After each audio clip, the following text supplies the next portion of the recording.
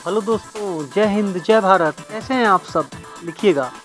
आज हम फिर सुनते हैं, समझते हैं अपने देश भारत में हो रही कुछ बातें। बहुत दिनों से चल रही बातें, किसानों के विरोध और विदेशी खालिस्तानियों के ड्रामे की। आइए सुनते हैं कि पाकिस्तानी पत्रकार आरजू काजमी और भारत के हमारे भाई रविंदर सिंह मान को ध्यान से सुनिएगा और कमेंट करके ज़रूर बताइएगा। दोस्तों, अगर वीडियो पसंद आए लाइक करना, सब्सक्राइब करना, शेयर करना ना भूलिए। थैंक अस्सलाम यू। वालेकुम, नमस्कार, सत श्री अकाल एंड गुड इवनिंग। मैं हूं आरजू काजमी जी। भारत से हमारे साथ रामनेक सिंह मन साहब हैं। बहुत शुक्रिया सर कि आपने ज्वाइन किया। Thank you so much. सबसे पहले सत श्री अकाल, नमस्ते, जय हिंद आरजू जी। तो आरजू जी, जब तक आप लोग इसको तस्लीम नहीं करेंगे कि आपके मुल्क में दिक्कत है, आपके मुल्क में दहशतगर्दी है और हिंदुस्तान के अंदर दहशतगर्दों को पुश करने के लिए आपकी जो मिलिट्री है, आपकी जो आर्मी है, वो कवरिंग फायर देती है, आप तस्लीम कर लीजिए इस बात को। आप सुधार लीजिए and there will be peace. कोई दिक्कत नहीं है। आप छोड़ दीजिए, रिट्रीट कर दीजिए, के पीओके से खत्म कहानी। कोई दिक्कत ही नहीं। हमारे आपके मुल्क के बीच में अमन अमान बिल्कुल काम हो जाएगा सेटल। कोई दिक्कत नहीं, ये तो खैर आपका अपना एक पॉइंट ऑफ व्यू है, लेकिन पाकिस्तान तो इस चीज को हमेशा कहता रहा है कि यहाँ से कुछ नहीं होता। और यहाँ से हम अगर आगे बढ़े और हम ये देखें कि अभी आपके यहाँ जो फार्मर प्रोटेस्ट चल रहा था, उसमें भी खालिस्तान का भी नाम लिया जा रहा था, आपको जैसा कि मालूम है। तो उसमें अभी मैंने रिसेंटली देखा कि अजय देवगन जो एक फिल्म एक्टर है आपके, उनकी गाड़ी को रोका गया और उनसे कहा गया जी वो एंटी फार्मर है। और उसके बाद कनाडा में भी एक रैली चल रही थी मोदी जी के फेवर में, जिसको कुछ लोगों ने रोका और कहा कि ये भी वो भी खालिस्तान का नारा लगा रहे थे, मतलब जिन्होंने रोका। आरजू जी, पहली बात तो मैं आपको बताऊं, और आप मेरे ख्याल है हाँ। कि खूब आपके मुल्क में तो बहुत ज्यादा है, गधों के सिर पे सींग नहीं होते। समझ रहे हैं आप? तो ये पहचान हरकतों से होती है। हम्म। हरकतें देख के पहचान सकते हैं कि इंसान की शक्ल में कौन गधा है। तो अब आप मेरे से ये तवक्को रखें कि साहब मैं गधों के ऊपर टिप्पणी करूंगा, तो मैं तो करूंगा नहीं। हम्म। तो ये ठीक है। इन लोगों का अपना अपना एक प्रोस्पेक्टिव है, वो अपना अपना एक एजेंडा रन कर रहे हैं। वो एक आदमी दो आदमी किसी की गाड़ी के खड़े होके सामने हल्ला मचाए उसको, फिर आप कहें क्योंकि वो सेलिब्रिटी है तो आप कहेंगे साहब ये तो अब एक इंटरनेशनल इशू हो गया है। कोई पोर्न स्टार ट्वीट कर दे तो आप कहते हैं कि साहब ये तो इंटरनेशनल इशू हो गया है। अरे जो नोन लोग हैं, जो एंटी इंडिया हैं, जो नोन लोग हैं, जो सेसेशनिस्ट बातें करते हैं, जो प्रो खालिस्तानी बातें करते हैं, सेपरेटिज्म की बातें करते हैं, उनकी बातों के ऊपर तवज्जो देने की जरूरत क्या है? उन्होंने 72 साल में क्या उखाड़ लिया? आपके मुल्क ने क्या उखाड़ लिया? आप कीजिएगा। अक्सर 1948 से लगे तो हुआ पाकिस्तान। तो कौन सा इन्होंने खालिस्तान बना लिया? कौन सा इन्होंने कश्मीर आजाद कर लिया? कौन सा इन्होंने ले लिया? नहीं मिलेगा भाई। और ये आपने बात करी कि ये जो फार्म प्रोटेस्ट है, ठीक है, वो चल रहा है।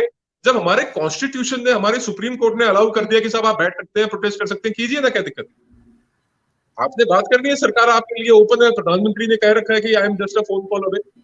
भाई आपने 4 लाख ट्रैक्टर चलाने चला लो। आप कह रहे हैं कि साहब हम खेती करेंगे, पार्लियामेंट के आगे कर लो आप। भाई आपके बस का कुछ हो तो कर लो ना। 3 कानून आपके कहने से वापस तो हुए नहीं, क्या कोई प्रॉब्लम नहीं है। और मैं आपको एक बड़ी इंपॉर्टेंट और बड़ी रेलेवेंट बात बताता हूँ आंटी जी, कि ये जितने लोग हैं यहाँ पे हमारे ही हैं, फार्मर्स हैं, हमारे किसान हैं। उसके अंदर घुसे हुए कुछ लोग जिनका एजेंडा है, उनका एक अपना प्रोस्पेक्टिव है। उनको एक चाहे आप एंटी इंडिया कह लीजिए, चाहे आप सेसेशनिस्ट कह लीजिए, चाहे सेपरेटिस्ट कह लीजिए, इस तरह वाली बात नहीं है जी। जो इनके बस की चीज उन्हें कर ली, जो इनके बस की नहीं वो कर नहीं पाएंगे ये। और ना तो कभी खालिस्तान बनेगा जिंदगी में। हाँ, ये जरूर है, ये जरूर है, क्योंकि आपकी आईएसआई बहुत सपोर्ट कर रही है और आपके मुल्क के अंदर इतना ही अगर दर्द है तो बना दीजिए खालिस्तान। बलूचिस्तान को आजाद कर दो, सिंधु देश बना दो, खैबर पख्तूनख्वा को, केपी को वहां पे बना दो अलग से। सब मुल्क एक एक दे दो उनको। जो बचा कुचा पंजाब है वो बना दीजिए, उसको खालिस्तान। दिक्कत क्या है? वाइंड अप कर दो ना पाकिस्तान को। ये सफेद और सब रंग के झंडे की जरूरत क्या है? दुनिया को तो जरूरत नहीं है आपकी। एफएटीएफ की आप ग्रे लिस्ट में खड़े हैं। अब ईरान और नॉर्थ कोरिया के बाद तीसरा मुल्क संभवतः पॉसिबली आप हो सकते हैं, अगर आप लोग ना सुधरे तो।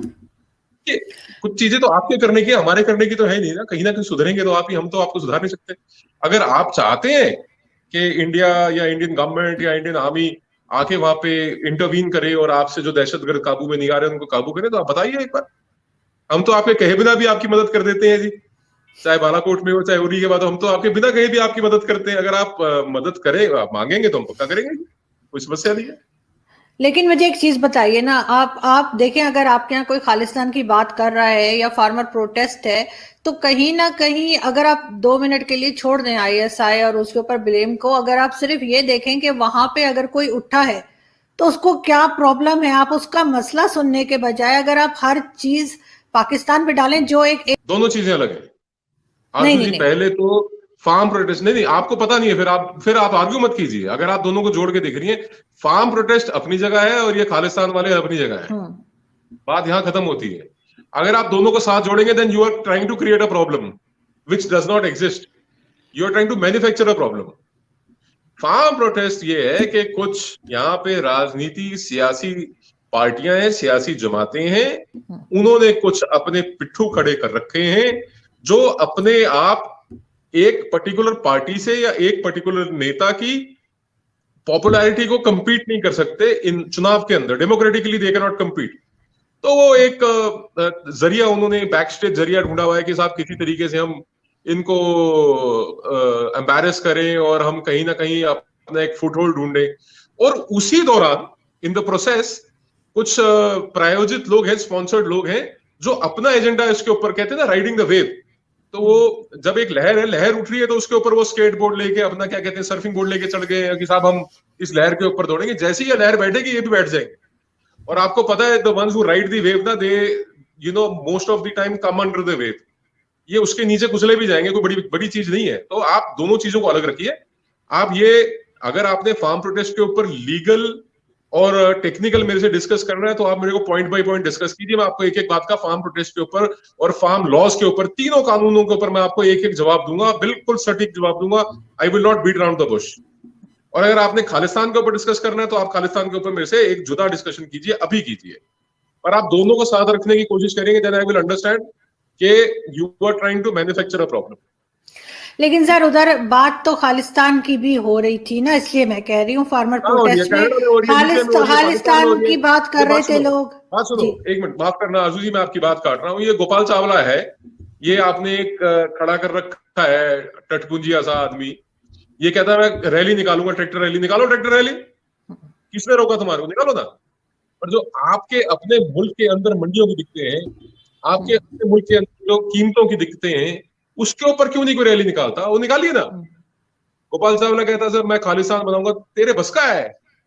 तेरे बस का है? तेरे बस का क्या? तुम्हारे आर्मी के जर्नलों के बस का नहीं है। ठीक है, आपके मुल्क के अंदर जो ये डिक्टेटर रैली है आपके आर्मी के, उनके बस का नहीं है। क्या कर लेंगे यार, कमाल की बात है। ये इन्होंने 200 500 700 लोग इकट्ठे कर लिए, कहीं कनाडा में, कहीं इंग्लैंड में। ये कहते हैं खालिस्तान बना लेंगे। फजूल की बात, नहीं बना पाओगे भाई, नहीं होगा, नॉट पॉसिबल। मैंने पहले भी मेखल आरजू जी आपके चैनल पे कहा था, ये रेफरेंडम 2020 की बात करते थे, आप 21 में ये कह रहे हैं कि जब रेफरेंडम करेंगे, वो गंदी सी शक्ल वाला एक वो गुरपतवंत पन्नू आ जाता है, वो पता नहीं कहाँ गले से आवाज निकाल के अजीब सी बातें करता है। मैं आपको बड़े वाज़ेह तौर पे बताऊं, ये लोग सब खालिस्तान का एक कटोरा बना के, और ये लोग सब चंदा इकट्ठा कर रहे हैं। हमारी कौम बड़ी सेंटिमेंट इमोशनल सी कौम है।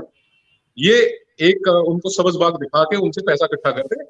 ये इनसे पूछो ना, गुरपतवंत पन्नू को बोल बेटा आता मीडिया नहीं, दूसरा काम करो, तुम बॉर्डर दिखा दो।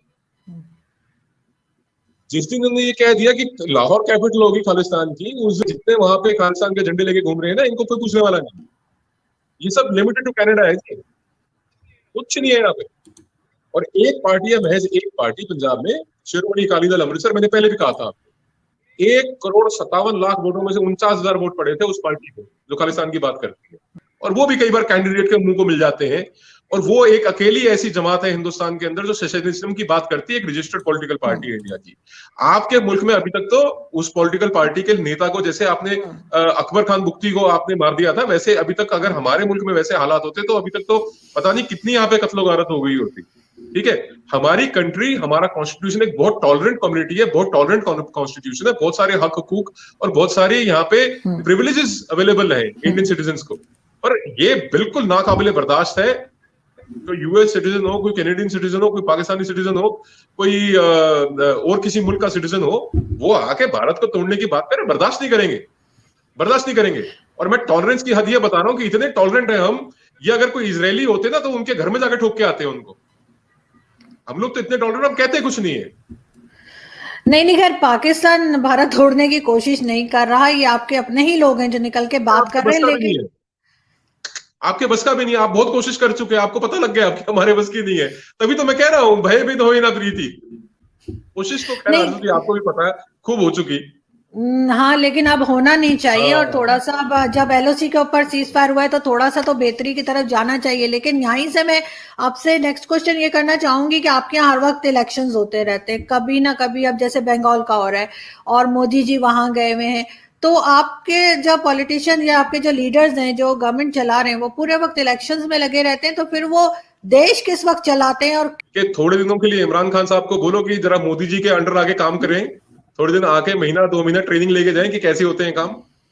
देखिए ये इस चीज के ऊपर काफी लंबे अरसे से एक इंटरनल डिबेट भी चल रहा है इंडिया के अंदर, और गवर्नमेंट ने इस चीज को 1-2 बार डिस्कस भी किया है कि वन इंडिया या वन नेशन वन इलेक्शन की बात हुई है कि हम सारे चुनाव एक साल कर लें और उसके बाद 5 साल तक लगातार काम करें। कोई भी सियासी जमात हो उसके ऊपर काम करे। अगर आप सिर्फ प्रधानमंत्री मोदी जी की बात करें, is a very capable administrator. वो इलेक्शंस अपनी जगह है, गवर्नेंस अपनी जगह है, और जो इंटरनल उनके अपने डिपार्टमेंट्स जो उनके पास है या जो इंटर डिपार्टमेंटल कोऑर्डिनेशन है, आप यू विल नॉट बिलीव आरज़ू जी, एक वक्त ऐसा था कि सड़क बनाने के लिए फॉरेस्ट डिपार्टमेंट से एनओसी कई कई सालों में आती थी। अब इंटीग्रेट कर दिया सारा कुछ। डेवलपमेंट की पेस बहुत ज्यादा है इंडिया में। मुझे एक चीज और बताइए सर कि आपकी जो गवर्नमेंट ऑफ इंडिया है उन्होंने एक गाइडलाइन इशू की है जो कि मीडिया के लिए है, और उसको बहुत से जो सीनियर एडिटर्स हैं उन्होंने कंसर्न भी शो किया है, बहुत लोगों ने तारीफ भी की है। वो कहते हैं कि जी इससे फेक न्यूज और जिस तरह का प्रोपागेंडा किया जाता है वो रोक पाएंगे। लेकिन आपको क्या लगता है कि क्या ये ठीक है? क्या ये फ्रीडम ऑफ प्रेस के ऊपर तो नहीं एक कोई क्वेश्चन मार्क आ जाएगा कि उसे रोका जा रहा है, या उससे आपकी न्यूज बेटर हो जाएगी? आप देखिए एक गजट नोटिफिकेशन आया था, उस गजट नोटिफिकेशन के अंदर जो बिजनेस कमेटी बिजनेस रूल्स हैं उसके अंदर एक पॉइंट के ऊपर यूट्यूब और ऑनलाइन मीडिया के ऊपर जो कंटेंट आता है उसको इंक्लूड किया था। उसके अंदर पॉइंट नंबर 25 के अंदर 25A और 25B ऐड किया गया है। वो तरतीब उसके अंदर 2 पॉइंट ऐड किए गए हैं, और वो ऐड किए गए हैं फिल्म के अंदर, ना कि प्रेस के अंदर। तो जो आप इन्फरेंस ड्रॉ कर रहे हैं ना कि freedom of press and speech of ये सब, उसके ऊपर नहीं है। वो ओटीटी प्लेटफॉर्म के ऊपर, यूट्यूब के ऊपर या फेसबुक के ऊपर पब्लिश होने वाला जो भी कंटेंट है, उस कंटेंट के लिहाज से या उस कंटेंट की नजर से वो ऑर्डर्स आए हैं। ठीक है, तो प्रेस का इसके अंदर कुछ नहीं हो। उसके अलावा जितना कंटेंट जैसे आपका भी है ना, this will not be considered as news. ये ओटीटी प्लेटफॉर्म के ऊपर एक चीज डाली गई है, और ये फिल्म के अंडर है, ये प्रेस के अंडर नहीं है। So there is no question about press freedom. और जो मेन स्ट्रीम मीडिया के अंदर लोग बहुत लंबे समय से जो जर्नलिज्म के साथ जुड़े हुए हैं, जिनकी एजुकेशन का बैकग्राउंड जर्नलिज्म का है, जिनका प्रोफेशनल बैकग्राउंड जर्नलिज्म का है, ऐसे बहुत से लोग हैं जो बहुत खुश भी हैं, क्योंकि इट हर्ट्स देयर प्रोफेशनलिज्म। लेकिन आपको नहीं लगता कि आपका मीडिया जो है बहुत ज्यादा प्रोपेगेंडा करता है, बहुत ज्यादा हेट स्पीच होती है, और दोनों कंट्रीज के बीच में जो है वो टेंशन को कम करे और थोड़ा सा मतलब पीस की तरफ जाए जिसकी लोगों को जरूरत है? कब तक लड़ते रहेंगे सर? सालों हो गए। बार बार मेरा ना ध्यान उधर ही जाता है जब भी ऐसी बातें मैं पाकिस्तानियों के मुंह से सुनता हूँ, पाकिस्तानी जर्नलिस्ट के मुंह से सुनता हूँ, या आपके जो बाजवा साहब है जो आपके चीफ है उनसे सुनता हूँ कि we have to extend the hand of peace in every direction. तो वही तुलसीदास जी की बातें मुझे याद आ जाती हैं। मैं बार बार रिपीट भी नहीं करना चाहता, पर भय बिन होई ना प्रीति बड़ी बात है। ये आपको एक सेंस ऑफ रियलाइजेशन लाना चाहिए, और मैं मानता हूं इस बात को कहीं ना कहीं दोनों मुल्कों की जो मीडिया है, यानी मैंने आपसे थोड़ी देर पहले क्या अर्ज किया, मैंने आपसे यही निवेदन किया प्रीति की कि अगर हम दोनों मुल्कों के जो आवाम है उनकी बेहतरी के लिए, दोनों मुल्कों की बेहतरी के लिए अगर कोई डिस्कशन कर सकते हैं तो let us discuss that. Problems believe me, आपके मुल्क के छोटे से मुल्क में आपकी 22 करोड़ की आवाम में हमारी 135 करोड़ की आवाम से बहुत ज्यादा दिक्कतें हैं, बहुत ज्यादा बेअखलाकी, और वो डिस्कस करने चलेंगे तो निकल अरुण जी बात करते करते 2 दिन गुजर जाएंगे, कोई फायदा नहीं उसका। It is a argument, it's a never ending debate. जैसे ये जंग खत्म नहीं हुई ना 70 सालों में, ये आर्गुमेंट भी कभी खत्म नहीं होगा। क्यों? कारण ये कि आपकी तरफ के जो मेजोरिटी लोग हैं, मैक्सिमम लोग हैं, वो इस बात को तस्लीम करने के लिए तैयार ही नहीं है कि 4 जंगे हारे। वो इस बात को तस्लीम करने के लिए तैयार नहीं है। देखिए पहली चीज तो ना, let us start with this, यहां से शुरू करना चाहिए सबसे पहले कि भारत का और पाकिस्तान का कोई कंपैरिजन नहीं है।